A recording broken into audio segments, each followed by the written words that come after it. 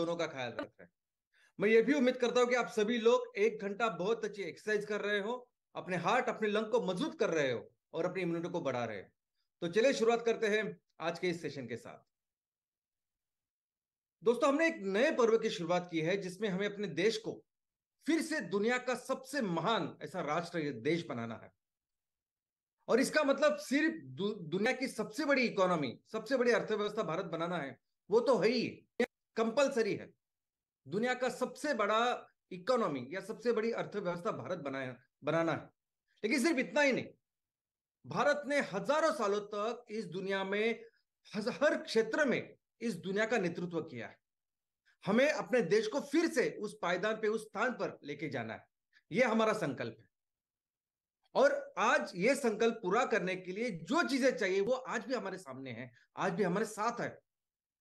Economic super power बनने के लिए, सबसे बड़ी अर्थव्यवस्था बनने के लिए जो संसाधन चाहिए, जो रिसोर्सेज चाहिए, वो आज भी हमारे साथ है। हजारों साल पहले वो जैसे थे वैसे आज भी है। भारत को ऐसे बनाया है कुदरत ने, मानो अपने हाथों से इस माँ ने भारत देश को बनाया है।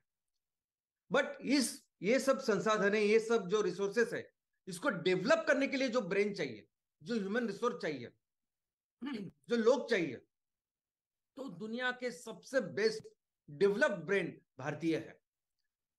यानी ये जो हमारे पूर्वज है जिन्होंने हमारे देश को इतना महान बनाया था, उनका ही खून हमारी रोगों में आज भी दौड़ रहा है। और यही दिख रहा है हर जगह।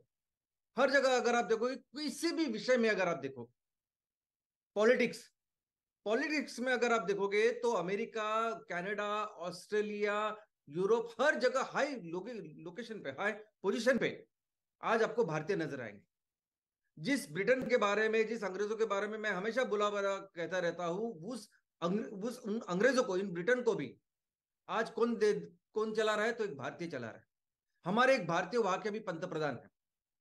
लेकिन सिर्फ पॉलिटिक्स नहीं, लेकिन एडमिनिस्ट्रेशन भी अगर आप देखोगे तो बहुत बड़े बड़े ऑर्गेनाइजेशन को लीड करना, उनको लेके जाना और उनको उनकी प्रगति करना, बहुत बड़ा करना, ऐसे कई सारे दुनिया के बड़े बड़े ऑर्गेनाइजेशन, दुनिया के मल्टीनेशनल कंपनीज हो, ऑर्गेनाइजेशन हो, वो भारतीय चला रहा है।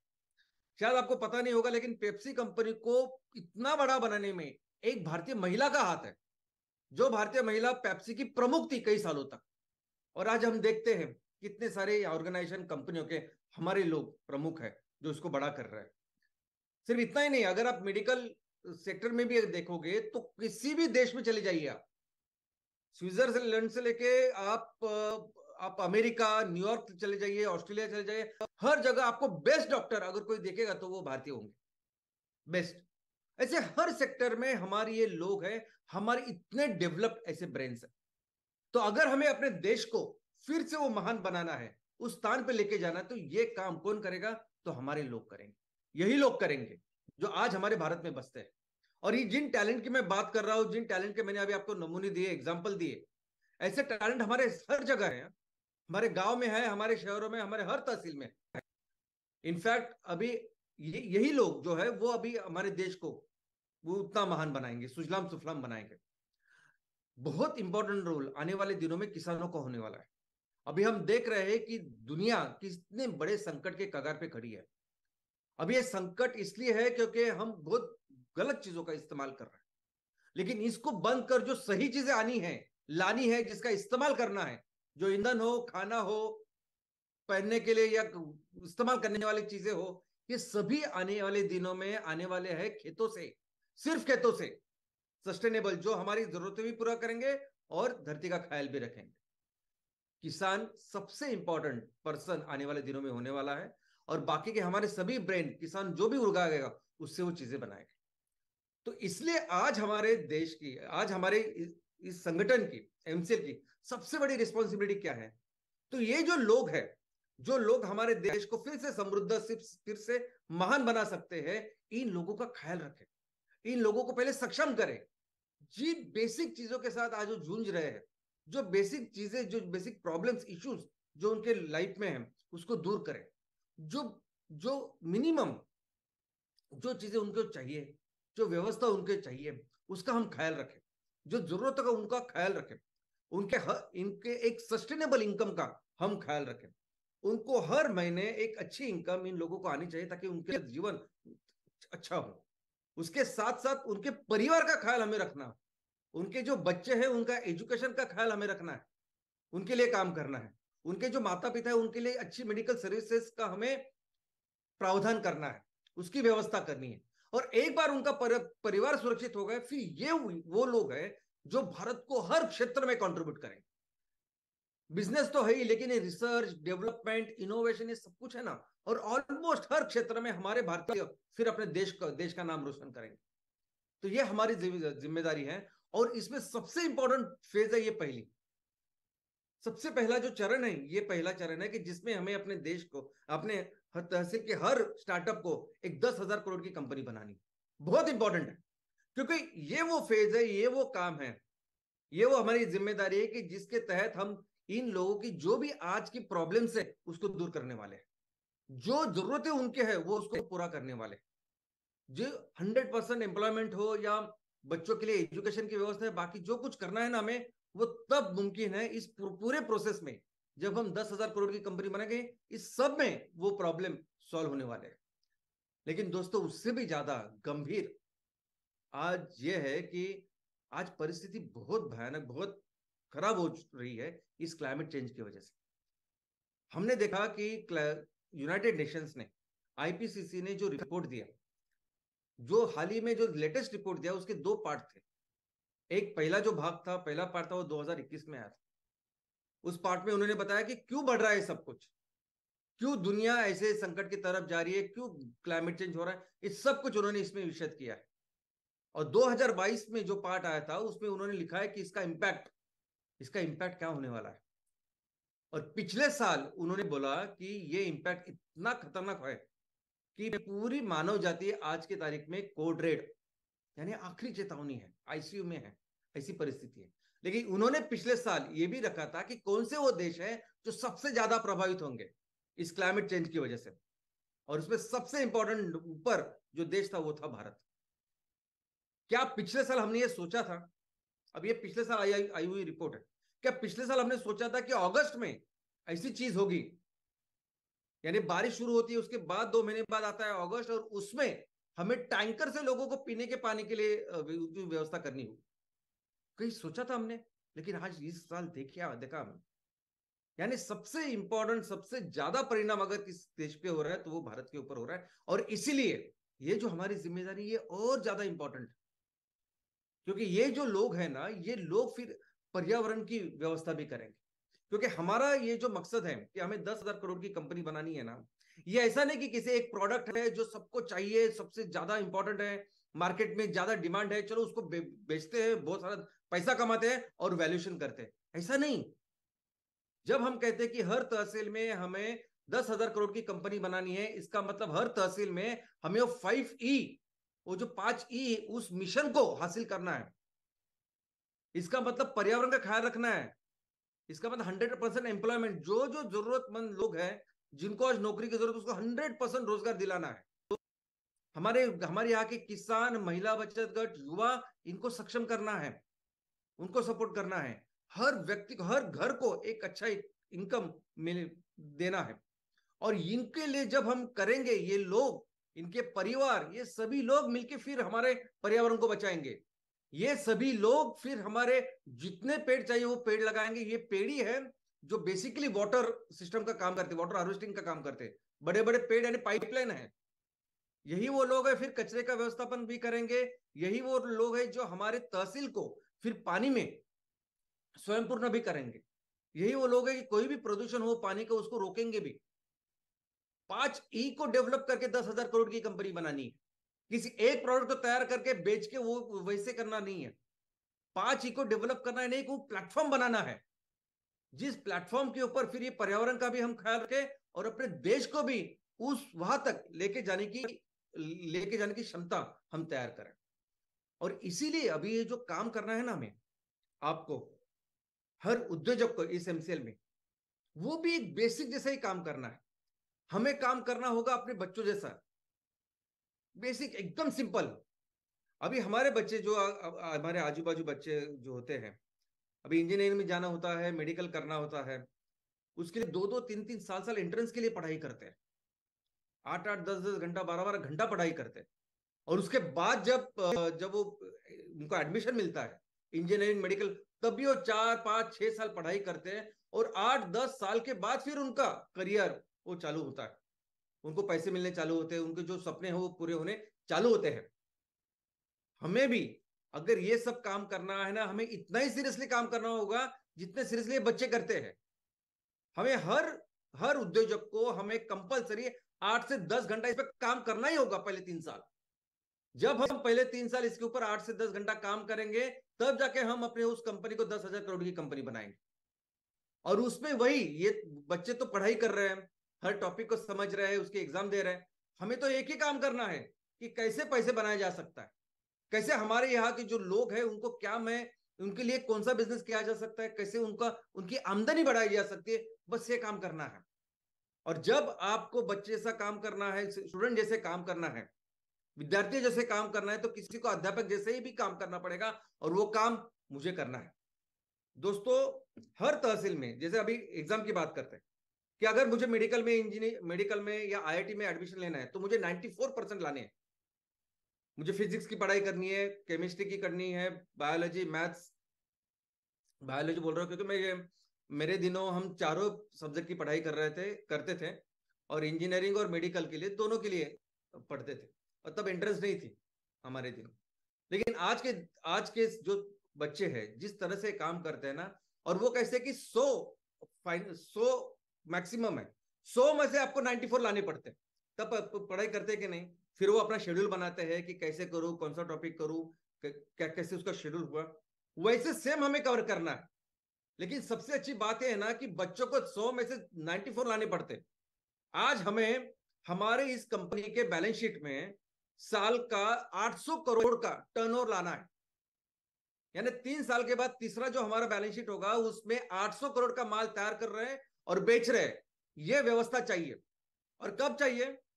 जब हमारे तहसील में ऑलरेडी आज के दिन में 5,000 करोड़ का व्यवस्था तैयार हो रही है, 5,000 करोड़ का माल तैयार हो रहा है और बेचा जा रहा है।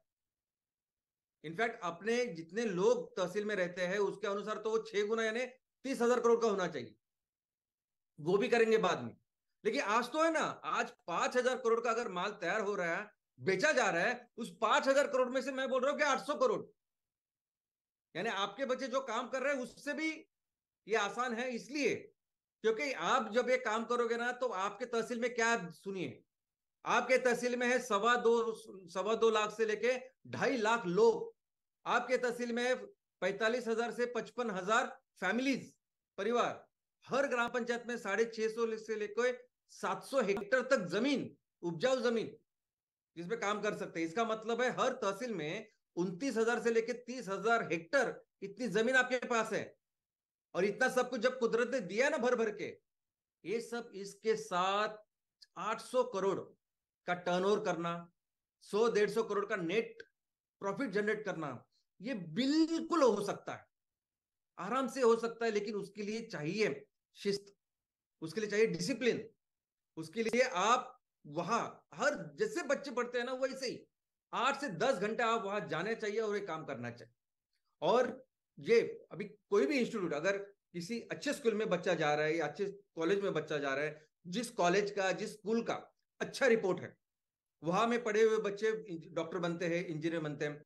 कैसे, क्या करते हैं ये काम, ये इंस्टीट्यूशन कैसे काम करते हैं, ये स्कूल, अच्छे कॉलेजेस क्या करते हैं? बेसिकली ये तो पढ़ाते हैं ही, लेकिन टाइमली, इमीडिएटली, जरूरत पड़े तो वीकली, ये देखते हैं कि आपने जो पढ़ाई की है वो कर रहे कि नहीं, या आपको पढ़ाने के बाद आपको जो होमवर्क दिया जाता है, गृह पाठ जो दिया जाता है, वो आप कर रहे हैं कि नहीं, वो देखते हैं। और फिर हर हफ्ते, हर 2 हफ्ते के बाद वो देखते हैं कि आप सही दिशा में जा रहे हैं कि नहीं, आपको उतने मार्क्स मिलेंगे कि नहीं जितने आपको चाहिए। और वैसे ही काम हमें करना पड़ेगा।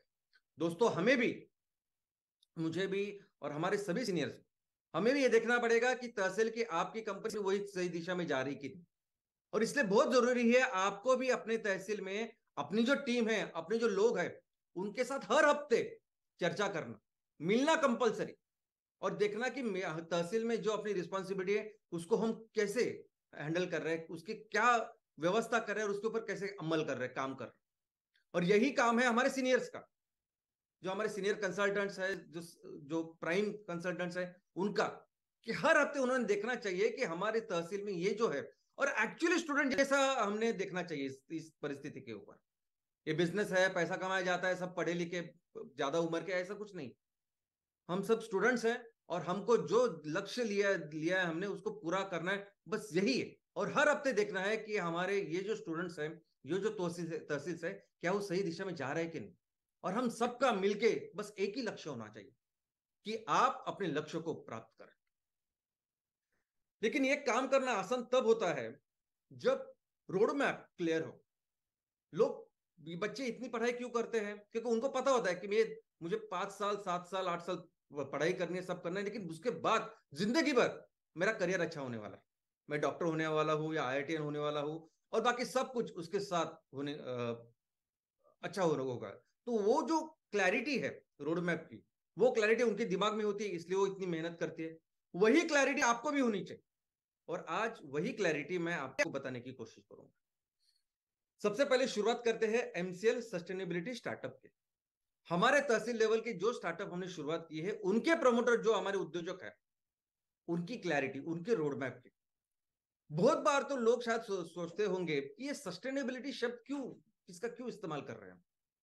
बहुत लोगों ने तो पहली बार सुना होगा ये सस्टेनेबिलिटी का मतलब क्या है, क्यों हम लोग इसका इस्तेमाल कर रहे हैं। दोस्तों, ये शब्द फिलहाल पूरी दुनिया में सबसे जरूरी, सबसे इंपॉर्टेंट ऐसा शब्द बन चुका है। पूरी दुनिया जिस दिशा में उसका विकास हो रहा है, डेवलपमेंट हो रही है, वो गलत दिशा है। वो दिशा गलत है, जो चीजें हम लोग इस्तेमाल कर रहे हैं वो गलत है, और जिसकी वजह से आज ऑलमोस्ट विनाश के कगार पे हम लोग खड़े, ये जो रिपोर्ट जो बता रहे हैं और हम देख भी रहे हैं। और इसीलिए अभी पूरी दुनिया को जरूरत है कि ये जो विकास हो वो सही दिशा में हो, ऐसी चीजों के साथ हो, ऐसे ईंधन के साथ हो, ऐसे खाने के साथ हो, ऐसे इस्तेमाल करने की चीजों के साथ हो कि जो हमारी जरूरत भी पूरा करे, जरूरतों को भी पूरा करे, और इस दुनिया का ख्याल भी रखे आगे, कि फिर हजारों सालों तक, लाखों सालों तक ये दुनिया ऐसे ही चलती रहे जैसे पिछले 450 करोड़ साल से ये दुनिया चल रही है। और ये जो शाश्वत विकास है, ये जो विकास है, उसे कहते हैं सस्टेनेबल डेवलपमेंट। तो हमारा ये जो स्टार्टअप है वो बेसिकली हमारे तहसील में जो विकास हो रहा है उसको शाश्वत विकास की ओर लेके जाने वाला है। और दूसरी बहुत ही महत्वपूर्ण चीज ये है कि जब आप इस शब्द का इस्तेमाल करते हैं सस्टेनेबिलिटी का, तो उसमें आप सब कुछ जो कर सकते हैं जिसकी जरूरत है शाश्वत विकास के लिए। यानी हो सकता है कल हम सस्टेनेबल एजुकेशन में काम करें, सस्टेनेबल इंफ्रास्ट्रक्चर में काम करें, सस्टेनेबल रियल एस्टेट हाउसिंग उसमें काम करें। तो सभी ये जो ऑप्शंस है, सभी जो सेक्टर्स है, ये आपके लिए खुल जाते हैं। तो इस स्टार्टअप की जो शुरुआत शुरुआत करेंगे हम अपने तहसील में, वो करेंगे एम कुकिंग सिस्टम के साथ। अभी एम कुकिंग सिस्टम क्यों? अभी ये भी इसलिए क्योंकि हमें लोगों का पहले ख्याल रखना है। दुनिया को जलाने वाला जो कोयला है उसके लिए हमने इतना अच्छा सॉल्यूशन ढूंढ के निकाला है, जिसको जितना तैयार करें उतना कम हो सकता है, नहीं उतना हम लोग मुनाफा कर सकते हैं, उतना फायदा कर सकते हैं, उतना सब कुछ क्लैरिटी है। फिर भी एम कुकिंग सिस्टम क्यों? क्योंकि दोस्तों, आज ये ईंधन ऐसा ईंधन है जिसकी जरूरत हर हर परिवार को है। कितना भी गरीब से गरीब अगर परिवार है, उसको खाना बनाने के लिए आज चूल्हा लगता है, आज उसको वो ईंधन लगता है। खाना वो उससे लेके अब अमीर वगैरह, उनको हर परिवार को ये सब लगता है। लेकिन आज हमारी परिस्थिति ये है दोस्तों कि 43% परिवार, यानी ऑलमोस्ट आधे से थोड़े से कम, इतने परिवार के पास एक अच्छा ईंधन नहीं है। वो इस रसोई के ईंधन के लिए ये गीली लकड़ी, ये गोबर, ये बायोमास जो मिलता है उसका इस्तेमाल कर रहे हैं। और आपको पता है जब इस्तेमाल करते तो कितना धुआं, कितना भयानक पोल्यूशन होता है। ये इतना बेसिक और इतना ज्यादा पोल्यूशन कर रहा है, जिसका जिसका सबसे ज्यादा विपरीत परिणाम हो रहा है हमारे बच्चों के ऊपर और महिलाओं के ऊपर, जो महिला काम करती हो। आपको पता है कि WHO जो जागतिक आरोग्य संगठन, अगर कहीं जाएंगे किसी सोसाइटी में, आपको देखना है कि उस सोसाइटी का स्वास्थ्य कैसा है, तो इंडिकेटर क्या है? नंबर 1 इंडिकेटर, ओनली इंडिकेटर, कि उस सोसाइटी में देखिए माता और बच्चों की का स्वास्थ्य कैसे है। अगर वो सही है तो फिर वो सोसाइटी सही है। और हम आज ये ईंधन इतना बेसिक ईंधन है कि जिसके वजह से, जिसके ना की वजह से आज हमारे देश में महिलाओं और जो बच्चे हैं उनके ऊपर बहुत सारे विपरीत परिणाम हो रहा है। उसके जो इंडिकेटर्स है वो बहुत कम है। और इसीलिए हमारी आज जिम्मेदारी है कि हम ये स्वच्छ ईंधन लोगों को दें। इनफैक्ट ये इतना बेसिक है कि जब जैसे मनुष्य की उत्क्रांति हुई, मनुष्य ने पहले जो ईंधन है जिसकी शुरुआत की होगी वो यही ईंधन होगा, रसोई के लिए, खाना बनाने के लिए ईंधन। और आज भी वो ईंधन हमारे लोगों की कितनी बड़ी प्रॉब्लम है। तो चलो ना मिलके, हम लोग ने ये संगठन ही बनाया लोगों के लिए, तो पहले हम अपने लोगों का ख्याल रखते हैं। भले ही हमको ट्रक भर के हमको माल नहीं बेचना अभी आज के तारीख में, हम एक एक दो दो पांच पांच किलो की करेंगे, लेकिन बहुत बड़ा कंट्रीब्यूशन हम हमारे लोगों के साथ करेंगे। और दोस्तों ये जो एलपीजी है ना, सबसे पहला तो हमारा कदम है कि इस एलपीजी को हम बंद करें, निर्मूलन करें इस एलपीजी का। क्योंकि ये एलपीजी भी फॉसिल फ्यूल है, ये भी क्रूड ऑयल से बनता है। और आज की तारीख में सबसे ज्यादा क्रूड ऑयल जो हमें दे रहा है वो है रशिया।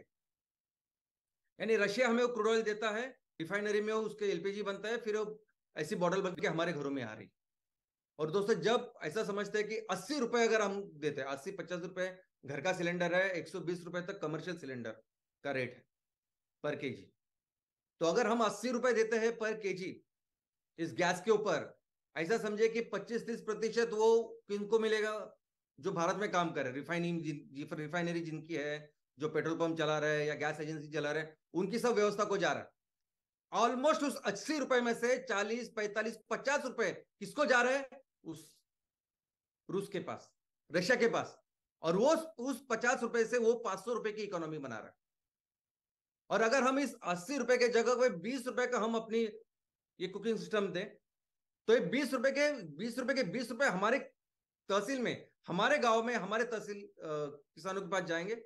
और अगर 80 रुपए का, अगर वो 80 रुपए का जो एलपीजी है उसको पूरी तरह से रिप्लेस करने के लिए अगर 2 किलो भी लगते हैं एम कुकिंग सिस्टम, तो भी 40 रुपए से 400 रुपए की इकोनॉमी हमारे तहसील में तैयार होगी। आज कैसे हो रहा है कि वो जो 25-30% भी पैसा मिल रहा है, किसको मिल रहा है? वो 1%। आपको याद है, 1% ऊपर के, 10% ऊपर के जो उनकी सेवा में लगे हुए। लेकिन हम अगर ये 40 रुपए का माल बेचेंगे और वो हमारे लोगों को बेचेंगे, तो यही वो लोग जो है जो 40 रुपए से लेके 400 रुपए की अर्थव्यवस्था बनेगी। और दोस्तों एलपीजी इतने डेंजरस है कि आज की तारीख में सबसे ज्यादा जो आग लगती है उसका नंबर 1 प्रमुख कारण है एलपीजी। इमारती को आग हो या किसी कमर्शियल सेंटर को, हर जगह। पिछले हफ्ते जैसे मैंने कहा कि 9 लोग मारे गए ट्रेन में वो सिलेंडर लेके जा रहे थे। और इतनी दुर्घटनाएं हर दिन होती है और पूरी दुनिया में हो रही है। तो इसको भी रोकना एक बहुत बड़ा कंट्रीब्यूशन इस हमारे सिस्टम के साथ। और जो भी काम करेंगे, अभी आप देखेंगे क्या हो रहा है कि मैं बार बार इस चीज को बोलता हूँ कि 90% जो लोग हैं ना वो इस प्रक्रिया में शामिल ही नहीं है, इस मैन्युफैक्चरिंग के, बिजनेस के, इनकम के, पैसे कमाने के। हम ये जो काम करेंगे ना, जितना ज्यादा तैयार करेंगे, जितना ज्यादा बेचेंगे, इस पूरे प्रक्रिया में शामिल कौन होंगे? हमारे लोग, किसान शामिल होंगे, हमारे गांव गांव के लेवल पे जो काम करने वाले वो उद्योजक शामिल होंगे। और फिर इनका एम्पावरमेंट, इनका सक्षमीकरण होगा हर तरीके से। और अगर प्रोडक्ट देखोगे आप, जिस जिस एक प्रोजेक्ट के साथ हम इस सस्टेनेबिलिटी स्टार्टअप की शुरुआत करने वाले हैं, उसकी आउटपुट कैपेसिटी है 30 टन, यानी 30,000 किलो पर डे। अभी जो मशीनरी आपके पास है, उस मशीनरी से आप 2 से 2.5 टन पर आवर इतना निकाल सकते हो। हाँ, यानी आप उस फैक्ट्री से 40 से 45 टन तक जा सकते हो। लेकिन हम बात करते सिर्फ 30,000 किलो की या 30 टन की। 30 टन हमें ये माल तैयार करना है। और ये जो प्रोडक्ट आज है, ये प्रोडक्ट समझिए कि देखो, कोई भी बिजनेस आप करो, वो बिजनेस कितना चलेगा, कितना आगे जाएगा, आप कितना पैसा कमाओगे, किसके ऊपर डिपेंड होता है? प्रोडक्ट के ऊपर। ओके, अब वो प्रोडक्ट कितना जरूरी है मार्केट में, उसकी क्या डिमांड है, वो किस पे डिपेंड होता है कि आपका ये जो प्रोडक्ट है वो कौन से प्रॉब्लम सॉल्व कर रहा है, कैसे लोगों की जिंदगी बेहतर बना रहा है। अगर वो सबसे ज्यादा गहरे प्रॉब्लम सॉल्व कर रहा है, ज्यादा प्रॉब्लम सॉल्व कर रहा है, तो ये बहुत अच्छा बिजनेस आपका कर सकता है। और आज की तारीख में ये जो एमपीलेट्स है, ये जो कुकिंग सिस्टम, ये इतना इंपॉर्टेंट है। ये ऐसा प्रोडक्ट है ना कि अगर आप सोने का बिजनेस करते थे ना, उससे भी बेहतर ये बिजनेस आज की तारीख में है। इतनी जरूरत है लोगों को। यानी ये स्वच्छ, यानी हमारी धरती का ख्याल रखेगा, पर्यावरण का ख्याल रखेगा, किसानों का ख्याल रखेगा, लोगों का ख्याल रखेगा, आप एकदम सुरक्षित हो।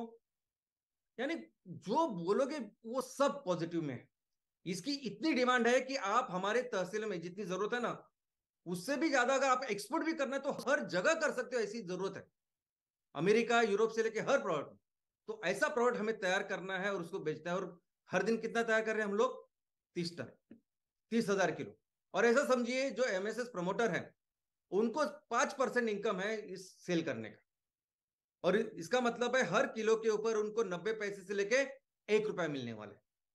तो अगर 90 पैसे से 1 रुपया मिलेंगे तो 30,000 किलो जब हम तैयार करेंगे और बेचेंगे, इसका मतलब है 27,000 से लेके 30,000 पर डे हमारे एमएसएस प्रमोटर का इनकम है, पर डे।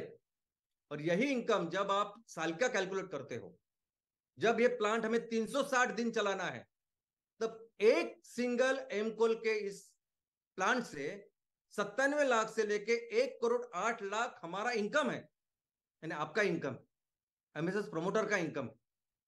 और इसके अलावा जो इक्विटी बनेगी, जो फैक्ट्री में हम लोग मैन्युफैक्चरिंग करेंगे और उससे जो इक्विटी जनरेट होगी, जिसमें आपका 10% इक्विटी है, वो आपको 25 से 30 लाख रुपए देंगे।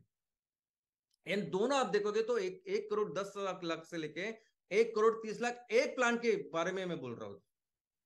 और सबसे जरूरी यह है, एक स्वार्थ है और एक परमार्थ है। स्वार्थ हमने देखा, लेकिन परमार्थ देखिए ना। अभी हमारे इस प्लांट की वजह से किसानों को कितना हो रहा है, बाकी लोगों को कितना मिल गया, वो कैलकुलेट नहीं करते। सिर्फ सीएसआर, जो पैसा एमसेल के पास बचेगा ना, सबको देने के बाद, जो इंटरेस्ट है, जो फंडिंग है, उनको देने के बाद भी जो बचेगा, उसमें से 20% जब एमसीएल उसको देगी, तहसील को देगी, तो 30 से 40 लाख रुपए लोगों के लिए हम तैयार करेंगे एक प्लांट के साथ। ये वो प्लांट है, ये वो प्रोडक्ट है। और दोस्तों आपको अंदाजा नहीं, आप, मैंने देखा है कि 5-5, 10-10 हजार, 15-15 हजार जरूरत होती है स्कूल के लिए। और वो 10 हजार भी टाइम पे नहीं मिलते, टाइम पे नहीं मिलते ही नहीं है वो। ऐसी बेसिक जरूरत है हमारी तहसीलों की, गाँव की होगी। आई मीन, मैं एकदम जनरलाइज नहीं बोलता, लेकिन ऐसी जगह पे जब हम 30 लाख, 40 लाख रुपए हर साल जब हम जनरेट करेंगे हमारे लोगों के लिए, तो आपको पता ही नहीं, आपको समझेगा ही नहीं कि कितना बड़ा कंट्रीब्यूशन है ऊपर। यानी इससे जो खुशी होगी, इससे जो परमार्थ का जो आनंद होगा ना, ये पैसे के साथ कंपैरिजन ही नहीं कर सकते। और वो भी आप कर रहे हैं अपने तहसील के साथ। तो ये जो इनकम है ना, एक प्रोडक्ट के साथ, एक प्रोजेक्ट के साथ, जो एम कुकिंग सिस्टम का प्रोजेक्ट है दोस्तों, तो 1,10,00,000 से लेके 1,30,00,000, ये एक प्रोजेक्ट के ऊपर है, एक यूनिट के ऊपर है। और आप कहीं भी कुछ भी करियर करो, देखो आपको ये पहला प्रोजेक्ट है, इतनी मेहनत करो, इतनी मेहनत करो कि इसके एक्सपर्ट बन जाओ। कम से कम 2 से 3 प्रोजेक्ट आपको एम कुकिंग सिस्टम के लगेंगे, तब जाके तहसील की जो जरूरत है उसको पूरा करेंगे हम। पहला जब जो सीबीजी का प्रोजेक्ट होगा उसमें भी इतनी मेहनत करो, क्योंकि सीबीजी को जितने ग्राम पंचायत उतने लगाने हैं, एमकोल के जितने चाहिए उतने लगाने हैं। पहले उस पर बहुत अच्छी मेहनत करो, काम करो। पहला जो एम कैफे लगेगा आपके तहसील में, उसके ऊपर मेहनत करो, एक्सपर्ट हो जाओ, क्योंकि उसमें बहुत सारे बाद में लगाने हैं। ये आपका जो करियर है ना, वो करियर के साथ किसी भी दूसरे करियर के साथ आप कंपैरिजन करो।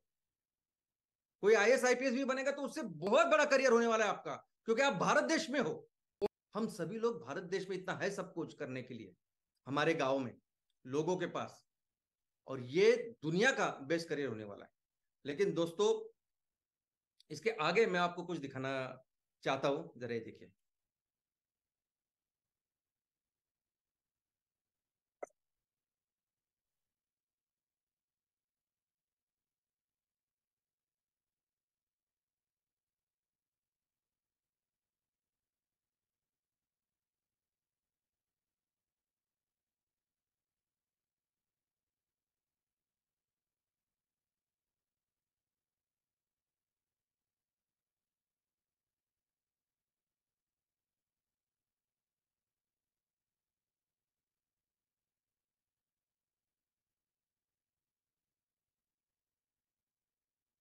ये आपने देखा, और एक देखिए।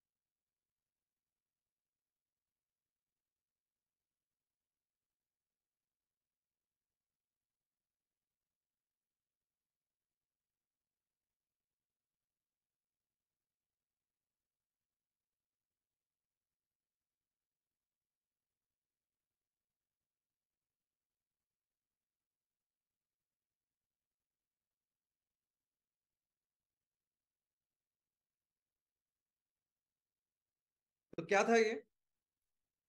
तो ये था एम्पावर, ये ये थी बिजली, ये थे हमारे जनरेटर्स जो चलेंगे इस प्लेट के ऊपर। ये जो बड़े बड़े पहाड़ों पे बिजली नहीं होती, ये बड़े बड़े ट्रांसमीटर, इतने बड़े बड़े जो जो व्यवस्था होती है ट्रांसमिशन की, वो लेनी पड़ती है यहाँ वहां जंगलों में, जो जाती नहीं। अभी भी कितने सारे जंगल में रहने वाले या पहाड़ों में रहने वाले हमारे लोग हैं जिनके पास बिजली नहीं है। हम बिजली बनाएंगे, ये बिजली हम बनाएंगे, हम उनको देंगे। कितने में बिजली मिलती है आज, कितने पर यूनिट आप देते हो ना, तो उतना लेंगे हम। क्योंकि वो पैसे किसको देने वाले, किसानों को ही देने वाले। भले ही हमें पैसे कम मिले, भले ही उसके लिए पीरियड ज्यादा लगे, बिजली कम मिले, लेकिन पैसे के लिए नहीं कर रहे हैं ना हम लोग साहब। कोई भी ऐसी इंस्टीट्यूशन हो, व्यवस्था हो, जगह हो कि जहां आज लोगों को बिजली की जरूरत है और नहीं है कोई साधन, तो कोई जरूरत नहीं है डीजल के ऊपर आपको डीजल जनरेटर तैयार करने की। हमारी इस एम पिलेट से हम हर जगह जहां जरूरत है वहां बिजली लाएंगे। हमें हमारे गांव को जहां जरूरत है, हमारे बच्चों को, हमारे मेडिकल फैसिलिटी को जहां जरूरत है वो बिजली लाएंगे। ये हमारा आने वाला है और ये सब आप करने वाले। लेकिन सिर्फ इतना ही नहीं है, और एक बात देखिए आप, अभी इसको देखिए।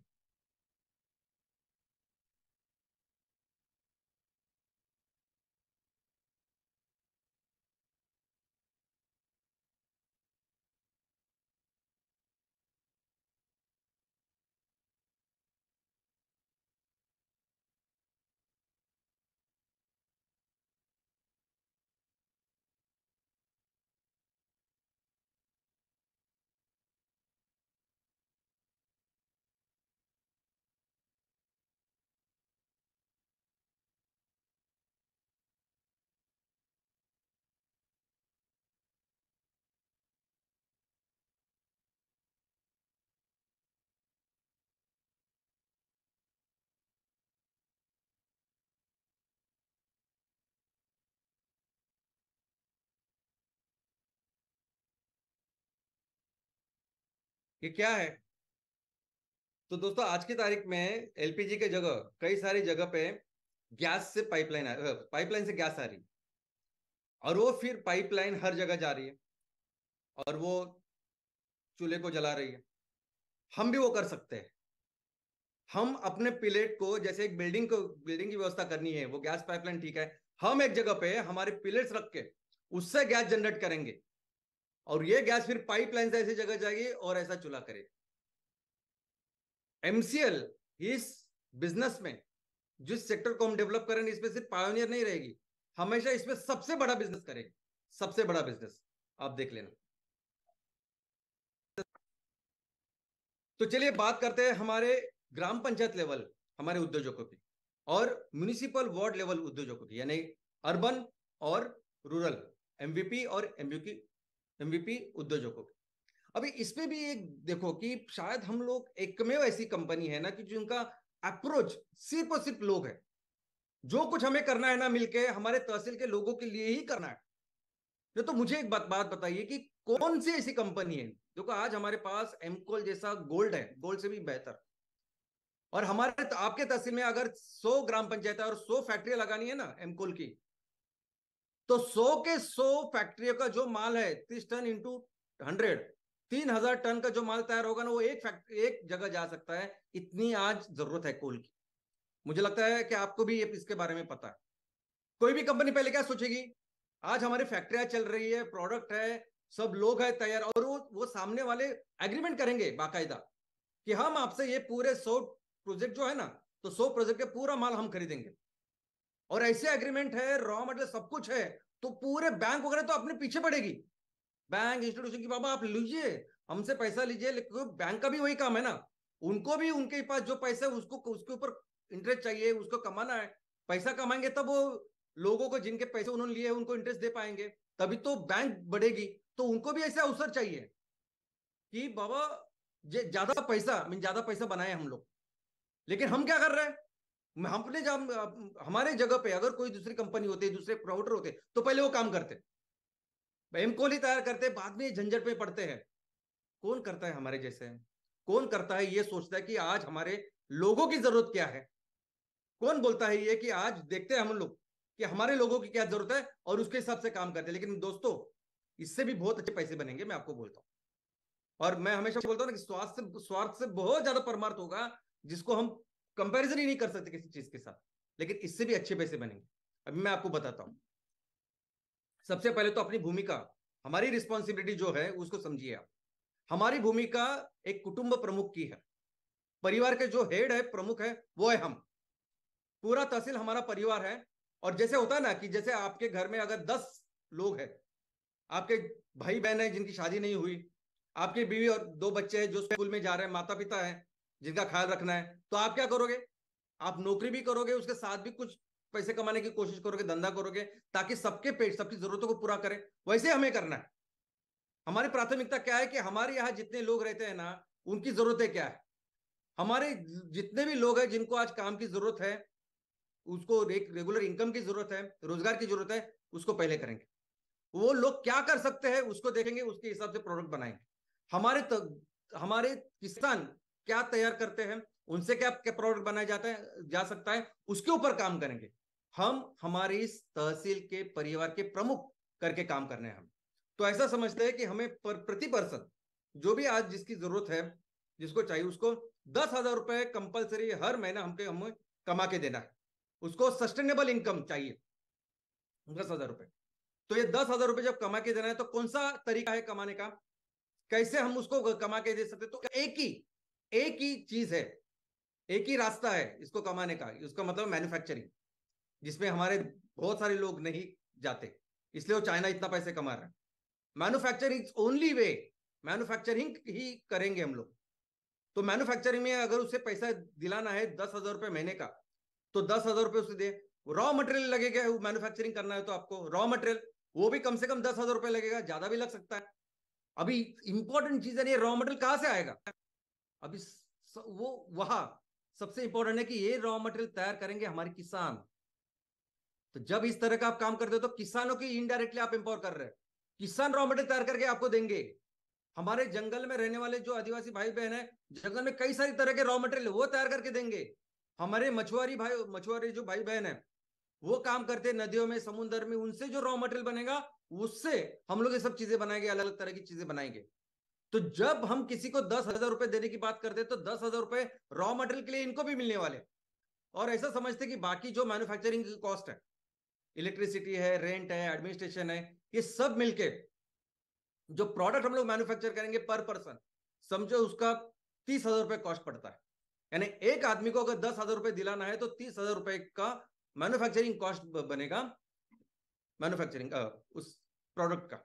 लेकिन जब उसको बेचना है, तो कितने में बेचेंगे? तो उसको बेचना होगा 50,000 से लेकर 60,000 में, क्योंकि उस प्रोडक्ट के ऊपर पैकेजिंग अच्छी करनी पड़ेगी, लॉजिस्टिक्स है, ट्रांसपोर्टेशन है, गवर्नमेंट का टैक्सेशन है, और ऊपर से उसको बेचने के लिए 15% कम से कम रखना पड़ेगा, सब कुछ पकड़ के। तो वो 30,000 रुपए में जो हमने माल तैयार किया है, उसको 50,000 रुपए में बेचना पड़ेगा। तब जाके हम प्रॉफिट करेंगे, लोगों का इंटरेस्ट जिससे पैसा लिया उसको भी दे पाएंगे, सब कुछ करेंगे। और इसकी इनकम, जब किसी भी ग्राम पंचायत में या किसी भी म्युनिसिपल वार्ड में आप ये काम करते हो, और ये मैन्युफैक्चरिंग करने का काम आप करा के लेते हो, ऐसा समझे आपको 2% उसमें मिलता है। तो 30,000 रुपए का जब आप माल तैयार करते हो, तो 600 रुपए आपको मिले, यानी प्रति व्यक्ति आपको 600 रुपए यहां मिले। लेकिन यही चीज जब हम बेच रहे हैं, जब आप इसी चीज को बेचेंगे, तो उसके ऊपर आपको 10% मिलेगा, वो भी एमआरपी पे, जिस रेट पे हम किसान लोगों को, ग्राहकों को दे रहे, कस्टमर्स को दे रहे। तो वही 50,000 के ऊपर ऊपर आपको मिलेगी 5,000, 60,000 के ऊपर मिलेगा आपको 6,000। तो 5,000 से 6,000 रुपए प्रति व्यक्ति आपको 1% के ऊपर मिलेंगे। और इसीलिए प्रति पर्सन है, अगर एक व्यक्ति को आप काम दिला रहे हो और उसके ऊपर प्रोडक्ट तैयार कर रहे हो, तो ऐसा समझिए कि प्रति व्यक्ति के ऊपर आप वो 600 मैन्युफैक्चरिंग के, और 5,000 से लेके 6,000, यानी 5,600 से लेके 6,600, इतने प्रति व्यक्ति आपकी इनकम हो जो करनी है। और आज की तारीख में हमें अपने तहसीलों में, ग्रामीण और शहरी नागरिक, हर जगह पे हमें कम से कम 100 लोगों की जिम्मेदारी लेनी। 100 लोगों को हमें वो जो काम कर सकते हैं, जो प्रोडक्ट तैयार कर सकते हैं, क्या कर सकते हैं, वो तैयार करके देना है। और जब 100 लोगों को आप 10-10 हजार करके आप उनको देने दोगे, वो बिजनेस व्यवस्था, वो प्रोसेस डेवलप करोगे, तब उस प्रोसेस में आपकी जो महीने की इनकम है वो 5,60,000 से लेकर 6,60,000 होने वाली है। अभी इस प्रोसेस में आप 100 फैमिली को, 100 लोगों को इंटू 10,000 यानी 10 लाख रुपए कमा के दे रहे। रॉ मटेरियल में आएगा 10 लाख रुपए वो किसानों को, हमारे महिला बचत गट, सॉरी, हमारे जंगल में रहने वाले लोग, मछुआरे लोग या पशुपालन करने वाले लोग, इनसे जो रॉ मटेरियल आएगा उनको आप दे रहे हो, और ये करने के बाद आपको इतने पैसे मिल रहे हैं। और अगर यही आप साल का देखोगे तो यही 67 लाख से लेके ऑलमोस्ट 80 लाख रुपए पर साल का इनकम, वो भी एक ग्राम पंचायत में, एक म्युनिसिपल वार्ड में हो सकता है। और दोस्तों इसी के साथ जो सीएसआर होगा, क्योंकि आप ही जो काम करेंगे तो ये सभी काम करने के बाद, बिजनेस करने के बाद जो पैसा आखिर में एमसीएल के पास मिलेगा तो उससे भी 20% देंगे हम लोग। उसमें भी जो आप ये काम करोगे, 100 लोगों की जिम्मेदारी लोगे ना, तो 10 से 15 लाख रुपए वो सीएसआर करके आएंगे, वो आपके हाथ में होंगे, आप देंगे, आप खर्च करेंगे। और ये इससे इसके जैसा सुख ही नहीं है। साल में अगर एक ग्राम पंचायत के लिए 10 से 15 लाख आप खर्च कर रहे हो, या एक म्युनिसिपल वार्ड में, और बेसिक बेसिक चीजों के लिए, पीने का पानी हो सकता है, कुछ एजुकेशन की व्यवस्था हो सकती है, बेसिक बेसिक चीजें, ये बहुत बहुत बड़ा काम करेगा। और हमें 3 साल में, जैसे हमारी जरूरत है, 3 साल में 500 लोगों को एम्पावर करना है। अभी इसमें वो महिलाएं भी हो सकती है कि जो अपने पति का हाथ बढ़ाना चाहती है। उसमें एक घर में 2-3 लोग हो सकते हैं कि जिनको काम की जरूरत है, सबको वो सब पकड़ के हमें 500 लोग, यानी 500 यानी एक फैमिली का एक पर्सन नहीं, जितनी भी जरूरत है उतनी वो करना है, वो कंट्रीब्यूट करे। ये हमारा आगे का 3 साल का टारगेट है, ये पहला फेज का टारगेट है जो हमें हर ग्राम पंचायत में और वार्ड में करना है। और इसका अगर आप इनकम देखोगे ना दोस्तों, 500 लोगों की जब जिम्मेदारी हम लेते हैं और वैसी बिजनेस व्यवस्था का, मैन्युफैक्चरिंग का व्यवस्था तैयार करते हैं ना, तो 28 लाख से लेकर 33 लाख रुपए पर महीने का इनकम है। 3,36,00,000 से लेके 3,96,00,000 यानी ऑलमोस्ट 4 करोड़ साल का इनकम है।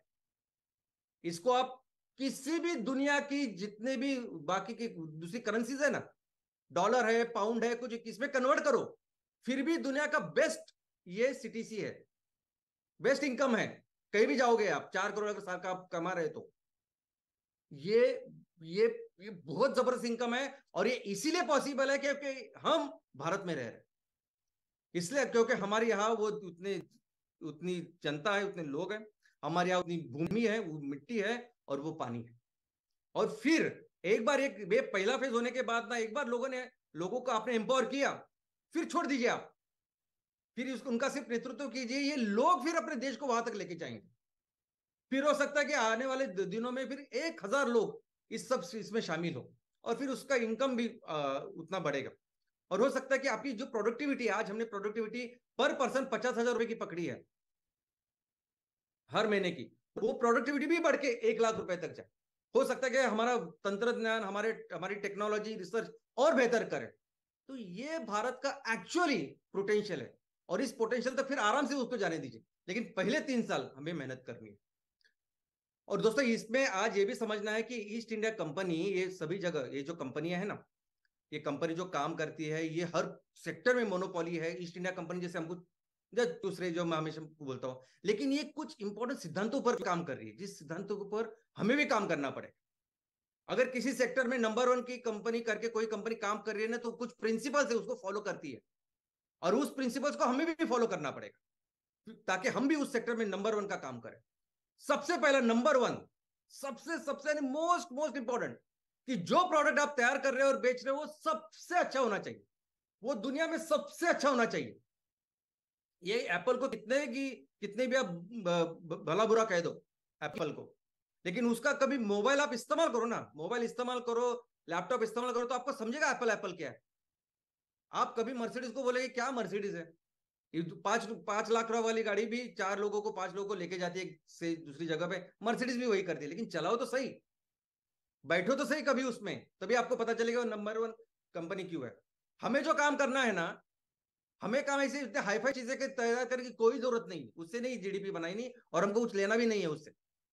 हमको वो साबुन तैयार करना है ना, एक बार किसी साबुन वो इस्तेमाल करे तो बस हमेशा के लिए उसका दीवाना हो जाए।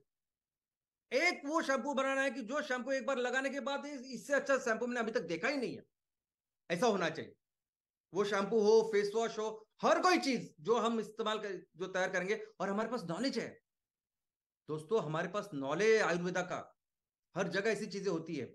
और जब एक कस्टमर होता है ना, एक कस्टमर किसी दूसरे कस्टमर को बोलता है, अरे वो चीज जो मैंने खरीदी है, इस्तेमाल की, वो सबसे अच्छी है, आप तू ले। दोस्तों ये दुनिया का सबसे बेस्ट मार्केटिंग है। कोई हीरो हीरोइन की जरूरत नहीं आपको सेल करने की, मार्केटिंग करने की। इसके कहते हैं कॉन्टेजियस। कॉन्टेजियस का मतलब है संसर्गजन्य। यानी आप, हमारा प्रोडक्ट ऐसा होना चाहिए ना कि जो संसर्गजन्य होना चाहिए। यानी किसी ने इस्तेमाल किया तो वो 10,000 लोगों को जाके बोलना चाहिए कि प्रोडक्ट इतना अच्छा है, आप कंपलसरी ये लो। और इसके दो अनुभव मुझे आए पर्सनल, मैं आपको बोलता हूं। पहला ये अनुभव है। अभी आप ये देखोगे तो एक मराठी मूवी है। इस मराठी मूवी का नाम है बाईपन भारी देवा। अभी इसका पोस्टर भी आप देखो, सब महिलाएं हैं। अभी ये महिला है, इसका ट्रेलर अगर आप देखोगे तो एक हमारा पारंपरिक कार्यक्रम होता है, बस वो उस थीम पे ये पिक्चर है।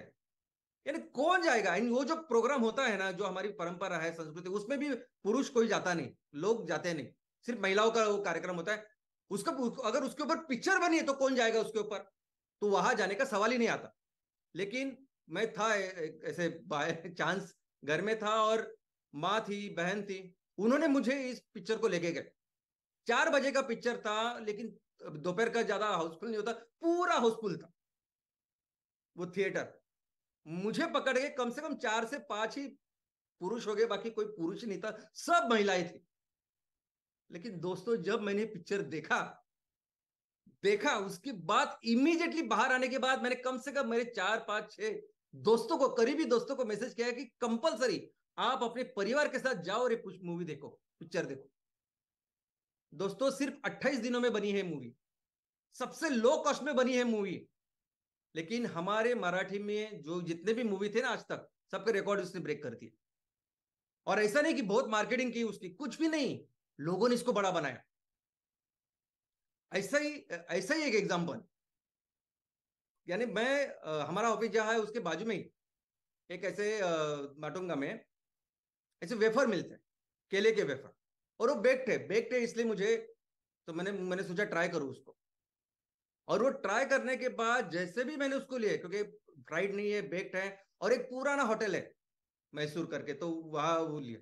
लेकिन ये इतने सुंदर है कि हर दिन अभी शाम के चाय के साथ मैं बस यही लेता हूं, और सबको पता है। और मैंने अभी तक कम से कम 10 लोगों को बोला होगा। तो दोस्तों बात यह है ना कि हमें भी जो प्रोडक्ट बनाने हैं, तो प्रोडक्ट भले ही साबुन जो बनते हैं अलग अलग जगह पे 500 अलग अलग तरह के, सबसे बेस्ट बनते हैं, अच्छे बनते हैं, बेहतर। लेकिन उनसे भी बेस्ट ऐसे 25 30 साबुन हमें लाने पड़ेंगे। और वही साबुन का निर्माण एमसीएल के ब्रांड के अंदर जम्मू कश्मीर से लेकर तमिलनाडु में होगा, तमिलनाडु तक होगा। फिर हम इस हिंदुस्तान यूनिलीवर या जो भी कंपनी है उनको टक्कर दे पाएंगे, उनको करेंगे। ये लोग क्या करते हैं, एक तो जो प्रोडक्ट उनकी भी रेंज देखोगे तो 10 12 प्रोडक्ट ही है, और हमें भी 15 20 ऐसे साबुन या कोई प्रोडक्ट चाहिए जो इससे बेहतर करेंगे। और दूसरा इंपॉर्टेंट चीज वो है बेस्ट पैकेजिंग। ये प्रोडक्ट अच्छे लगने ही चाहिए, ब्यूटीफुल दिखने ही चाहिए। ये कंपनियां बहुत मेहनत करती है उस पैकेजिंग के ऊपर। जो पहली लॉयल्टी बिल्डअप होती है ना, जो पहला प्यार होता है उस प्रोडक्ट के साथ, वो देखने से चालू होता है। उसके ऊपर हमें ख्याल रखना पड़ेगा। हम ज्यादातर के पैसा कॉस्ट सेविंग के चक्कर में इसके ऊपर काम नहीं करते, लेकिन वो करना पड़ेगा। और फिर बाद में क्या करते हैं लोग, एक अच्छा प्रोडक्ट, एक अच्छी पैकेजिंग, फिर मार्केटिंग मार्केटिंग मार्केटिंग। दुनिया जितने भी भारत में जितने भी हीरो हीरोइन है, फिर वो साबुन के इस्तार में लगा देते। वो जो अपना टॉयलेट ब्लेड उसको साफ करने के इस्तार में सभी हीरो हीरोइन लगाते थे। फिर वो पान मसाला होता है, मुझे पता नहीं कितने रुपए का आता है, लेकिन वो पान मसाला अमिताभ बच्चन से लेके अक्षय कुमार हो, शाहरुख खान हो, अजय देवगन हो, सब लोग वो उसको बेचने लग रहे हैं। और एक बात समझिए, ये जो जीडीपी बनती है ना, पैसा बनता है छोटे छोटे प्रोडक्ट से ही बनता है। ये कार बेचने के लिए कोई हाई फाई हीरो नहीं रहता ज्यादा कुछ, और जो इतना ज्यादा मार्केटिंग भी नहीं होती उसकी।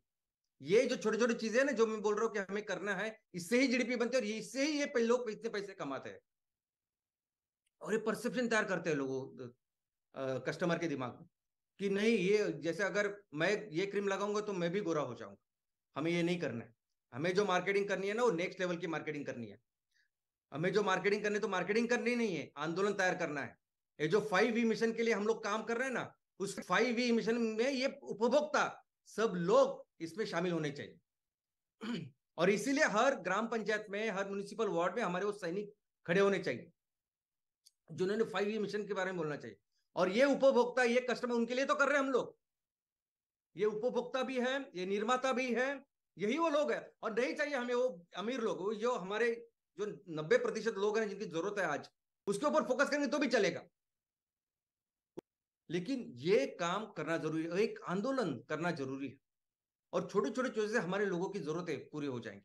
और जैसे अगर मुझे एडमिशन मिलना करना है, मुझे 94% चाहिए, और 94% के लिए मुझे क्या करना है, 8 से 9, 8 से 10 घंटा काम करना है, और यही चीजें करनी है। वैसे ही आपको अगर 3 साल में ये कंपनी 10,000 करोड़ की बनानी है, उसके आगे बड़ी करनी है जितना हमारा पोटेंशियल है, तो सबसे इंपॉर्टेंट फाउंडेशन जो है वो है 60% हमारे तहसील के जो ग्राहक उपभोक्ता लोग हैं वो हमारे साथ इस आंदोलन में शामिल हो। ये सबसे जरूरी है, ये सबसे जरूरी है, सबसे इंपॉर्टेंट है। और इसलिए मैं जो कहता हूं ना, ये आपको करना जरूरी है। देखो, मैं पूरी पढ़ाई के साथ आपको जो बताया हूं, बस आप वो करिए। बस आप वो सैटरडे सेशन करिए, हर हफ्ते खड़े रहिए अपने लोगों के लिए, पूरी जान लगा कर करिए। पहले, दूसरे, तीसरे, चौथे, पांचवें हफ्ते बाद में लोग जैसे जुड़ेंगे ना आपको, किसी मार्केटिंग की, कोई भी मार्केटिंग कुछ भी करे, हमें कुछ चिंता करने की जरूरत नहीं। ये इतना महान है। जो हम कहते हैं ना, बस उस जो गृहपाठ हम लोग आपको बोल रहे हैं, जो होमवर्क हम आपको बोल रहे हैं, जो काम करने के लिए बोल रहे हैं, बस आप करिए। बाद में ये आप करने के बाद आपकी कंपनी की आपकी कंपनी 3 साल में वात लेने की जिम्मेदारी हमारी, हम करेंगे इसको।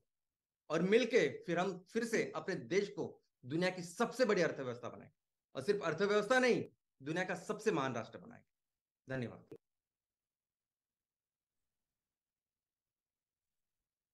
देश निर्माण एक प्रक्रिया है और उस प्रक्रिया का एमसीएल एक अविभाज्य घटक है। I am MCL and I take the responsibility of the nation. ये एक संदेश बड़ी गंभीरता से और बड़े अकाउंटेबिलिटी के साथ श्याम सर ने हमें और एक बार दिया है। गुड मॉर्निंग एमसीएल इंडिया परिवार। और एक शुक्रवार श्याम सर का ट्रेनिंग वेबिनार, और आपने गौर सुना होगा तो हमारी सोच पे, हमारे दिमाग पे एक जोरदार प्रहार।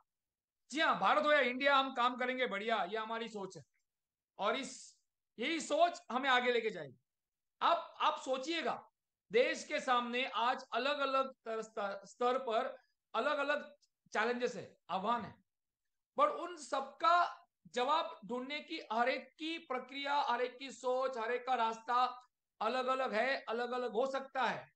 बट हमें एक देश के स्तर पर हम सारे भारतवासियों को अगर एक रास्ता ढूंढना है, एक प्लेटफॉर्म पे आना है, तो वो सोच और रास्ता होगा हमारे आम आदमी और किसान की आर्थिक उन्नति का। हम एक एग्रीकल्चर कंट्री है, और एग्रीकल्चर कंट्री में जो उसके प्राइम हिस्सेदार हैं, जो आम किसान और आम आदमी, जो हमारे भारत के गांव में बसा है, तो उनकी आर्थिक आजादी के लिए अगर कुछ करना है तो वो है एमसीएल, एमसीएल, एमसीएल और एमसीएल की सोच।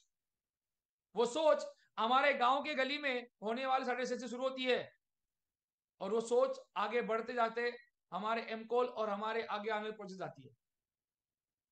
प्रोजेक्ट लगना वो तो एक छोटा सा हिस्सा है, but as a MCL MSS owner, as a MC जानर partner, as a MCL consultant, as a sustainability के विचार करने वाला एमसीएल का हिस्सा, आपको इस सब को कार्यान्वित करने का, नेतृत्व करने का मौका मिला है। इसको सोचिएगा। ये सोच, सस्टेनेबिलिटी सोच, त्रिपुरा की जो स्टोरी थी आचरण की, उसमें भी आपको देखी होगी। तो कहीं ना कहीं लिव सस्टेनेबल, ये थॉट एमसीएल दे रहा है, और उसके लिए हमें आगे आने की जरूरत है, और आप आगे आ रहे हो।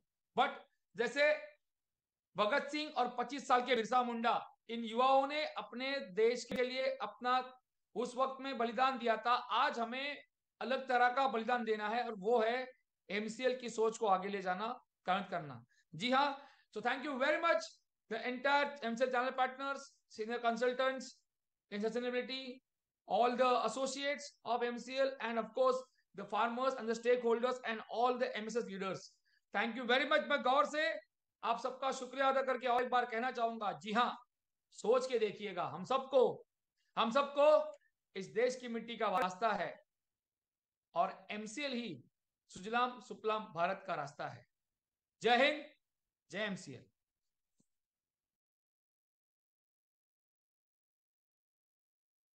Thank you very much, Dr. Lavesh sir, and thank you very much, Prachi madam. आज फिर एक बार एक बढ़िया स्टोरी भारत की जैव विविधता के बारे में आपने बताई। एंड दोस्तों, मैं फिर से आप लोगों को याद दिला दूं कि चैट बॉक्स में जो लिंक आप लोगों के साथ में शेयर की गई है, उस लिंक के ऊपर जाकर आपका फीडबैक हमारे साथ शेयर करना ना भूलिएगा। याद रखिए, आपका फीडबैक हमारे लिए बहुत महत्वपूर्ण है। दोस्तों, आज आप लोगों को ये पता चल चुका होगा कि जिस बारे में हम बात करते हैं और जिसके बारे में अब चर्चा है कि 10,000 करोड़ की इकोनॉमी हर तहसील में बनानी है, लेकिन कैसे बनेगी? ये आंकड़े बहुत बड़े बड़े हैं और इन आंकड़ों से कभी कभी डर लगता है, लेकिन अब डरने की कोई जरूरत नहीं, क्योंकि आपको डिटेल्ड रोड मैप और आपको इस व्यवसाय को उस लेवल तक, उस ऊंचाइयों तक लेकर जाने की जो ब्लूप्रिंट है, वो आपके सामने रखने का कार्यक्रम ऑलरेडी शुरू हो चुका है। दोस्तों, ये revolution to make India great again का जो एपिसोड 4 है, इसमें आपको पता चल चुका होगा कि ये एपिसोड क्यों है। और दोस्तों, इन्हीं एपिसोड्स के जरिए आने वाले दिनों में भी ये रोड मैप और अधिक ज्यादा क्लियर करने का काम करेंगे हमारे डॉक्टर श्याम घोलप सर। और इसीलिए मैं पूरे एमसीएल परिवार की ओर से आप सभी के बिहाफ पर मैं डॉक्टर श्याम घोलप सर का यहाँ पर शुक्रिया अदा करता हूँ। दोस्तों, आप लोगों को पता चल चुका होगा कि किन छोटी छोटी चीजों के साथ में आप ये बड़ा काम कर सकते हैं। तो अब रुकना क्या है, चलिए इस काम को अंजाम देने के लिए आज से, अभी से शुरुआत करते हैं। और दोस्तों, आप सबकी ओर से मैं यहाँ पर डॉक्टर श्याम घोलप सर को मैं ये वादा करना चाहता हूं कि जो सपना उन्होंने देखा है, वो सपना हम जल्दी पूरा करेंगे। आप सभी जो हमारे प्राइम सस्टेनेबिलिटी लीडर्स हैं और हमारे सभी एमएसएस, हमारे सभी एमवीपी, एमयूपी, हमारे सारे चैनल पार्टनर्स और स्टेक होल्डर्स, इन सभी का मैं तहे दिल से शुक्रिया अदा करना चाहता हूं। और फिर एक बार मैं आप सभी से ये आह्वान करना चाहता हूं कि आप अपना और अपने संपूर्ण एमसीएल परिवार की सेहत का ख्याल रखिएगा। और फिर मिलेंगे हम अगले शुक्रवार दोस्तों, एपिसोड 5 में। इसके आगे हम क्या करने वाले हैं और किस तरह से करने वाले हैं, इसके लिए जानने के लिए तो भारी संख्या में फिर एक बार मिलते हैं। तब तक के लिए धन्यवाद।